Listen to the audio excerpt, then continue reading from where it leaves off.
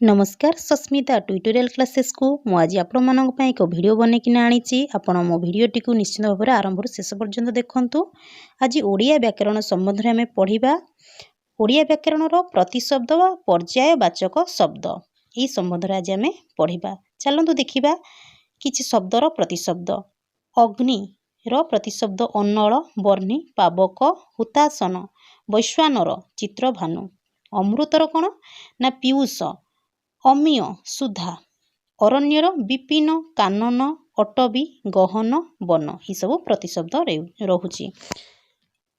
Next देखिबा किछि शब्द। असुरर प्रतिशब्द दैत्य दानव दनुज राक्षस रक्ष आकाशर अंबर अंतरिक्ष गगन नभ आखिर सेहीपरि नेत्र नयन लोचन चक्षु अक्षि।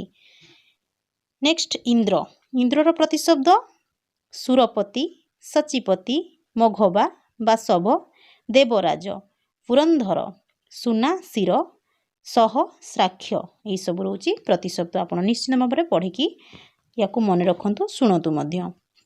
नेक्स्ट देखा कि शब्द। इच्छार अभिलाष आकांक्षा बांछा स्पृहा बासना मनोरथ सेहीपरि ईश्वरर परमात्मा प्रभु ईश परमेश्वर कढ़र कली कलिका कोरक मुकुल ये सब प्रतिशब्द रोची। देन आउ किछि शब्द देखिबा। कंधर्पर मदन मन्मथ मार मनसीज काम अनंग स्मर कन्यार आत्माजा तनया सुता दुहिता काक बायस एकाक्ष बळी भूक परभूत कानर प्रतिशब्द कर्ण श्रवण श्रुति ये सब रोची प्रतिशब्द। निश्चित भाव में मन रखु ये शब्द गुड़ी को।